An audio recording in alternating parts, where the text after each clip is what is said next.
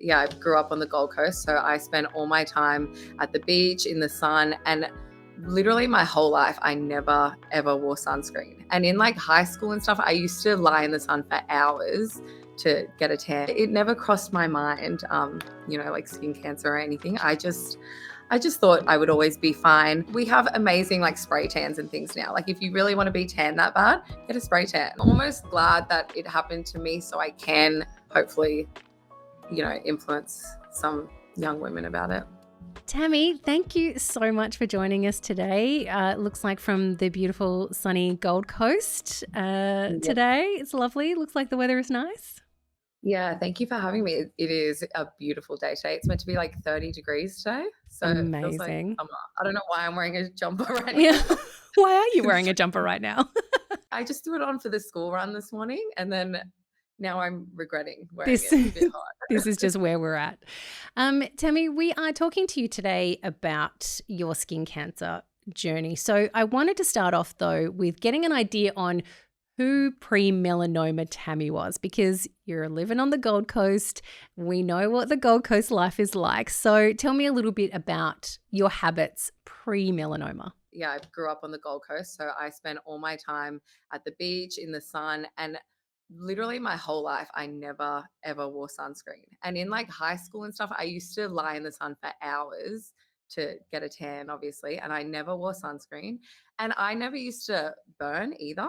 So I would just straight away just get really tanned. So I thought it never crossed my mind, like skin cancer or anything. I just thought, I was blessed to get like naturally really tanned and I would always be fine. But yeah, I never wore sunscreen. I never even like gave it a second thought really. Did you feel like the fact that you did tan and not burn made you feel like you were a bit immune to that kind of stuff? Yeah, I honestly thought I was immune. I thought Mm. it just something like that would never happen to me. Yeah, I was convinced that my skin was just special and I never got, burnt or anything. Did you miss the no hat, no play policy at school? Was that around when you were a kid? Not really at my primary school that I went to was in like Currumbin Valley. There was like 100 people in the whole entire school. It was really small. So the rules were very like relaxed at that school. And then when I got to high school, I was a bit of a rebel. So, it never was really a big thing for So me would it have personally. been like, oh God, hats and sunscreen? Like, could you not? Is that the vibe in Yeah. high school Tammy would have had? Yeah, I mean, it's funny because my dad has always been like, wear sunscreen, wear a hat. He's very much like that. And I just never used to listen to him. Yeah, I think we can all agree that parents telling you to do stuff is often the way to not get them to do Yeah. stuff. As you know, as a parent yourself now, sometimes you need some reverse psychology. Yeah, Um, definitely. So you've spent heaps of time out in the sun. You are pretty open about how much you love going to the beach and spending time in the ocean. And so you are just out there feeling immune. What then alerts you to maybe something on the back of your leg, which you would not be seeing every day in the mirror? What alerts you to that being an issue?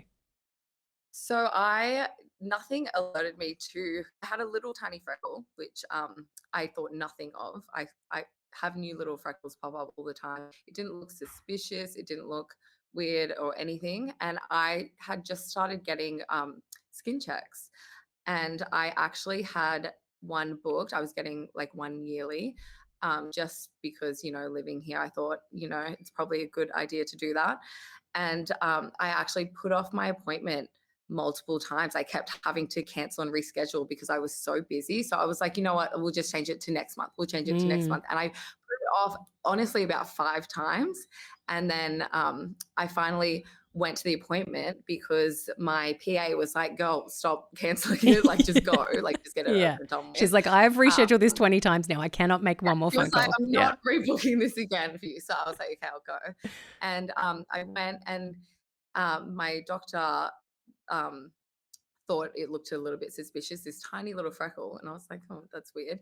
And then I ended up getting a phone call from him not long after that appointment saying it is melanoma. And I was just like, so like, what? I was like, I was so shocked. I had no idea. And I'm so glad I went to that appointment now. When you are told over the phone, like I imagine you put the phone down and then you immediately look at that thing on the back of your leg. Like, do you look at it differently as soon as you put the phone down? It still looked just so like nothing. Like Mm. if I hadn't have gone to that appointment, I never would have thought like I have other freckles that look way more suspicious than that. And it was just like a tiny, tiny little freckle. So it really wasn't anything out of the ordinary. The only thing about it was that it was on its own. It wasn't like near any other freckles, I guess. So I guess that was the only sort of suspicious thing, but I still wouldn't have even thought that was suspicious. I'm guessing you wouldn't have known either. I spoke to a skin cancer specialist who told me that it is incredibly common for Australian women to get melanoma on their calf. Did you know that that was like one of the most prevalent spots that women get skin cancer here in Australia? No, I had no idea. That's so interesting. We're Wow. just getting out with our mini skirts and shorts on, leaving them out to Yeah. hang in the sun. Yeah. You don't really like think about it, especially, yeah, in like what you're wearing and stuff. And you're just in the sun like every day. Well, me, I'm in the sun all the time. So Mm. yeah, I never gave it a thought really. So what happened then? So how long between that phone call to when they call you in to have it removed? It was pretty quickly after that I went in to get it removed, and I was actually so shocked at the like amount of my leg they had to take out. Like it was a pretty big chunk of my leg that they had to take out. Like the freckle was a tiny tiny freckle, and the like area was probably like that big and like Wow. deep. So I have Mm. like a big T scar on the back of my leg now. Um, and yeah, it was pretty shocking. Like obviously they had to make sure they were getting it all and everything. But I was like, the fact that a tiny little freckle like that can do that much damage is like crazy.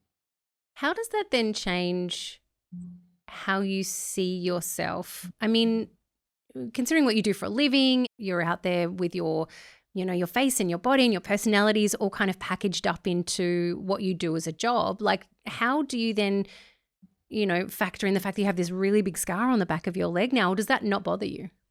The scar doesn't bother me. I'm not really bothered by things like that. I mean, the only thing about the scar that bothered me was when it was first healing. It's right like in a weird spot under my knee, so I couldn't train properly for a while. So Mm, that was like something that was really frustrating.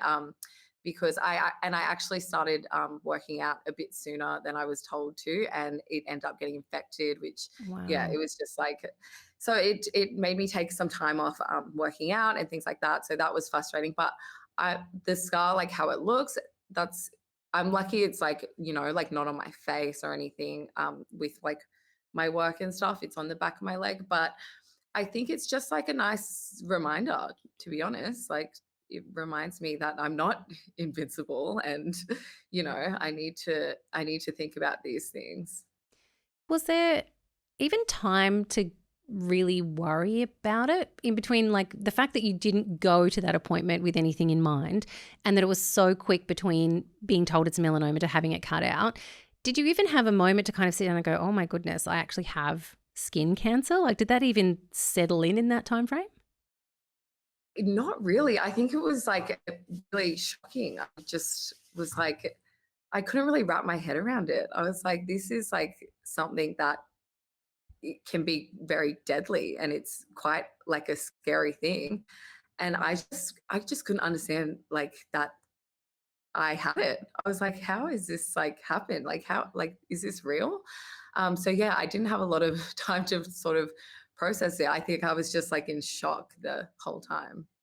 But yeah, super grateful that we obviously found it when we did. How do you feel about teenage you who was out in the sun and feeling like nothing can touch you? Like, do you regret the choices that you made then? Or do you look back and think, I had to kind of do that to learn the lesson now? Yeah, I mean, I feel like everything in life you can learn something from. I wouldn't change anything, and I just feel like I just didn't know better. And now I do, and I've learned so much, and now I can hopefully, you know, teach that to my kids. And I'm always saying, every time I'm with my friends in the sun, I'm like, put on sunscreen. Like I say it to everyone I meet now. I'm like, I had melanoma, like, wear your sunscreen.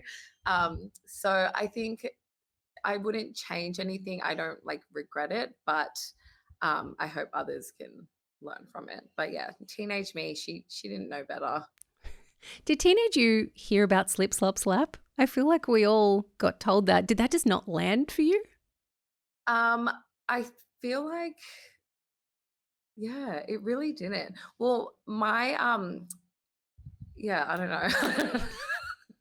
Like, Like, I it think just didn't. I was very like rebellious when I was a teenager, and I did think I was invincible. And just you never think like something like that is going to happen to you. Like you see things happen to other people, and you're like, oh, it wouldn't happen to me. And I was Yeah. very much like that.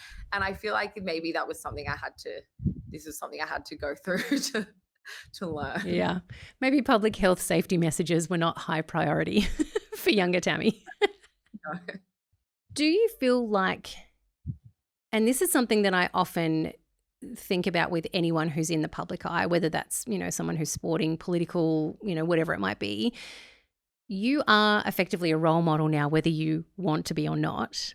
Do you think now the fact that, we've talked about the fact that public health services messaging did not hit home for you, do you think that now people like yourself who are in a position where you do have a following and where you can reach people, do you feel a responsibility to now pass on some of those public health messages, in your instance being sun safe, and maybe that will hit home a little bit more for younger people than, say, the slip, slop, slap, seek and slide message does? Yeah, well, I think like even for me, if the same social media and stuff was around back then, maybe that would have affected me Mm. differently. I feel Mhm. like sort of yeah, listening to people in the public eye that maybe you follow and you admire, and things like that can definitely have more, you're more likely to listen to, hopefully. So I hope in that way I can have a positive impact, and some of my younger audience will listen to me. Okay, so how does a Gold Coast girlie reinvent herself after this? Because you are a sun worshipper, you love going to the beach. How do you then reassess your life habits in the aftermath of that? Because, it's a Yeah. big wake-up call, right? Yeah. So I still love the beach. I still go to the beach all the time. I obviously use SPF now. So important to always use protection. And if there's one product you should be using on your face, guys, it's sunscreen. And I've always been like strict on putting sunscreen on my kids, but even when like my little like Wolf and Sass were younger, like 9 years ago, I still never put sunscreen on myself at that time. Mm. Like I always put it on them all the time, and I just didn't. I don't know. I Is that don't. part of that I feeling feel like, immune to it still? yeah. And so now, we definitely all wear sunscreen, and I'll try to like we'll go to the beach in the morning or the afternoon where the sun's like not as strong, but yeah, it's definitely made me rethink things. And I definitely don't go like lay in the sun for hours now like I used to just to get a tan. I spray tan all the time now. Mm. But I used to just go to the beach just to tan. Like now I go because I want to play with my kids on the sand. I want to go for a swim. I'm definitely not going to the beach to like tan. What does the aftercare look like after you've had a melanoma removed? Like, I imagine you have to go to appointments pretty more frequently than once a year after that. Yeah, so I just graduated to once a year again, but I was going, oh no, I think it's every 6 months right now, but I was going every 3 months, which felt like I basically lived at my doctor's office. I felt Yeah. like I was there all the time because, like 3 months flies by, especially because I'm so busy all the time. So I was, yeah, I was going there so often, and it felt weird just because I'm obviously at a higher risk now. And yeah, it's just such a strange shift that I went from like canceling this appointment like 5 times to now I'm there like all the time. I'm guessing you don't cancel these ones anymore, yeah? No, I definitely don't. I make sure I go to every single one now. Yeah. How do you, in between those visits, like, is there someone in your life that will check for you, like in spaces that you can't see? Like, do you have someone look at your back and just let you know in case there's something you have to go a little bit quicker for, or do you wait for those doctor's appointments to check in? I look at myself, and if I see anything suspicious, I usually have an appointment like around the corner. So then when I go in, I'll be like, is this one okay? And every single time I've been pretty paranoid about so many little freckles now. And he's like, no, that's fine, it's fine. So it's just so strange that I have no idea like which ones could be something. So yeah, those appointments are really important. So now you no longer feel immune. Now you are following the steps and making sure that you are safe, and you've always protected your kids from the sun. But I don't know if you've seen, there's been some TikTok trends of late of young women in particular who are tanning, like hardcore tanning, so that they get tan lines, and then they show off those tan lines like it's something to be proud of. How does that make you feel when you see that? Yeah, it's sad because I feel like that was me, like, when I Mm. was, like, younger, and I've seen so many of these, like, the tan line trends and things like that, and I'm like, I was 28 when I got my melanoma, so, I was young still. I just never expected it, and I'm like, it's gonna catch up with you, and a lot of these young women think they're invincible like I did, and that's not how it is, and unfortunately, like, some won't catch it. Like they won't find it in their appointments, and they'll, miss it, and then it will can end up really tragically. Do you reckon, just quietly, before you got a melanoma, that you would have maybe participated in that trend had it been like big when you were young? Oh, it's hard to say because obviously I didn't have TikTok and stuff when I was Hmm. like that younger age. So I don't really know. I don't think so. But then yeah, I don't know, to be honest. Yeah. Maybe. We don't know what young us would actually have been into at the Yeah, time, especially when we're a bit young and stupid. We might have done yeah. those things. Like You never know. honestly, probably. Yeah. What about when you see, like, Khloe Kardashian famously had a melanoma cut out of her face, and we saw that process on the Kardashians as well. Is it like, do you feel a bit like a kindred spirit when you see other people going through that kind of thing now too? Yeah, well, it just shows you how like it's much more common than you'd think. Like I don't know what made me think I was like so invincible before Mm. because it's such an actual common thing. And yeah, it's nice to see things like that being shared in the public, so other younger girls can see it, younger people can see it.